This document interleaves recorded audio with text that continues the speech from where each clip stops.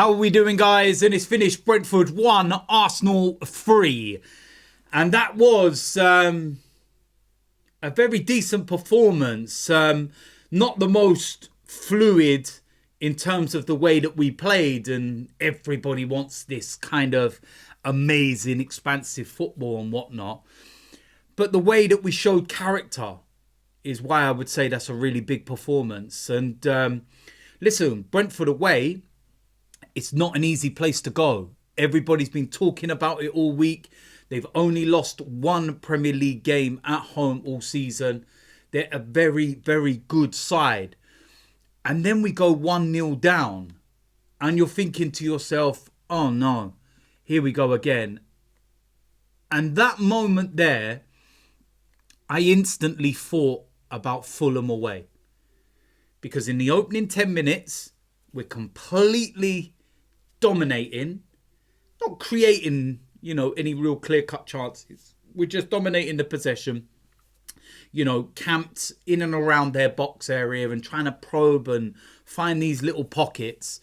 And then one moment, bang, before you know it, they've had a shot and we're 1-0 down. And it's sloppy from Martin Odegaard, first of all. And then it's poor from Calafiori. And I'm there like, oh no, not again. Not again. I think the only kind of, reassurance that I was getting at that time is that Brentford have not kept a clean sheet at home all season. They always concede goals. So there's that to cling on to. But then in your mind, you're thinking, okay, if we go by the first half in particular, when we were losing, Odegaard was playing poor. Calafiori was poor. Martinelli was poor. We just did not look like we were going to be able to do anything. And then we stepped up a little bit. And for me, the best player tonight was Thomas Partey. He was absolutely superb and he was snuffing out fires left, right and centre.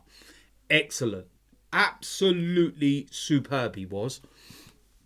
And, we keep the ball in and around the box and you're thinking it's all this tippy-tappy and then Partey's just gone, nah, have a shot. Bang. Keeper saved it. Gabriel Jesus, first to react, goal. And that is what Jesus can be good at. That poacher's finish in and around those dangerous areas. And it's 6 goals now, You'd have said that before we play Crystal Palace in the Carabao Cup. That, in the next 4 games, Jesus is going to have 6 goals. You would have laughed.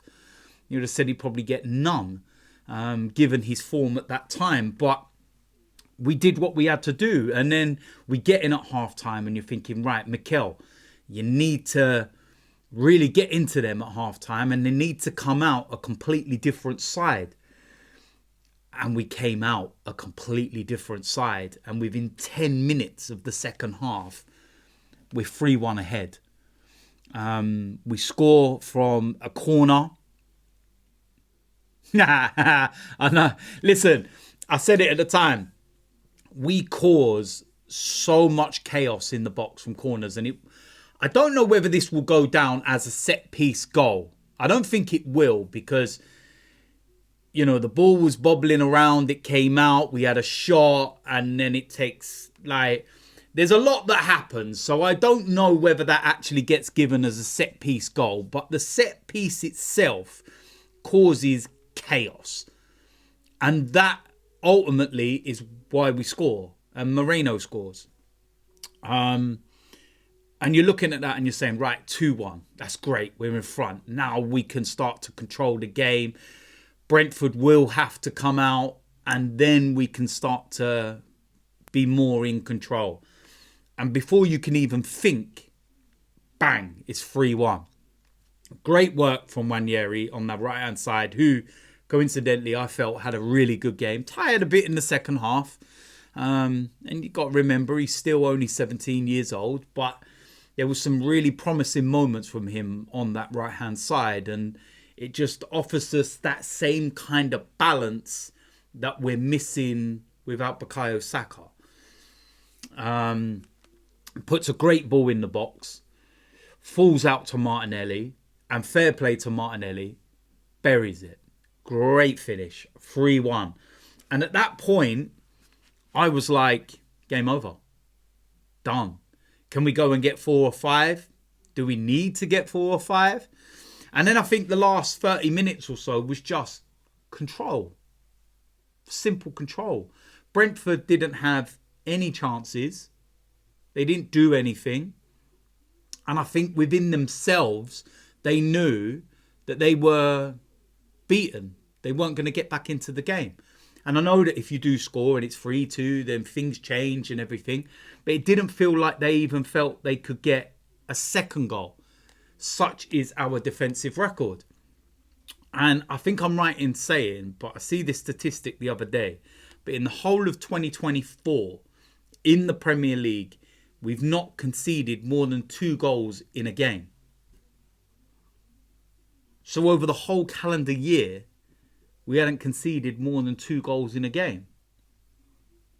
So when you're 3-1 up, you're going, well, Brentford ain't going to score 3 because nobody's done that to us over the last year.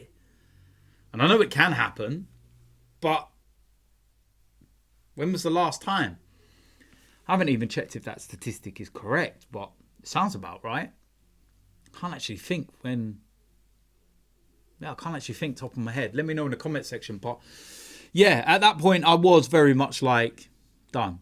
I think if there's only one bad side to that game tonight, it's Jurrien Timber getting a yellow card. And it now means he's picked up his 5th yellow card of the season. So he's now suspended for the Brighton game. And we've got no right backs.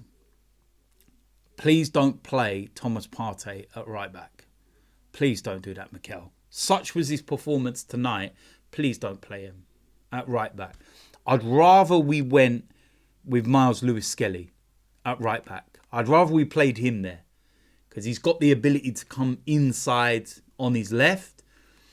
More than capable, you know, of dealing with the likes of Mitoma and whatnot. But that's another game, another subject, and we'll get onto that in the preview for the Brighton game. But yeah, I would rather we went with that than Thomas Partey coming out and going on that right-hand side.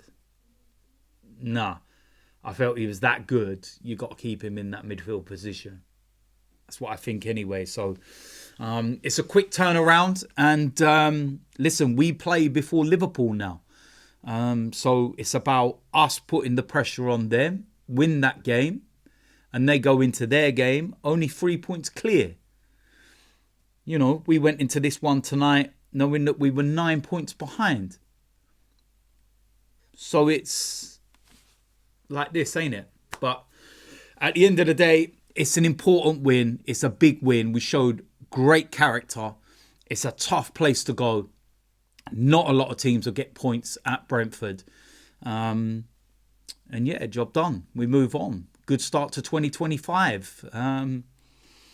What more can you say? So, yeah, we was the best in the Premier League over the course of 2024. And we've started off 2025 the right way. So I can't say any more than that. I'm happy. Job done. We move on. Simple. So listen, let me know in the comment section what you thought about the performance and anything else. Just let me know. Watch out for the preview to the Brighton game. I don't even know what day is it? It's Wednesday, isn't it? Christmas and New Year just absolutely messes me up in terms of days. It is Wednesday, isn't it? And we're playing Saturday. Yeah, I think I'm right. But yeah, watch out for the preview to the Brighton game. And then we've got a couple of cup matches, which will be a bit of a change from the Premier League. Newcastle semi-final Carabao Cup, and then Manchester United FA Cup. So, yeah, watch out for those. If you're new around here, hit the subscribe button, smash a like on this video, and I will see you a lot soon. I'm out of here.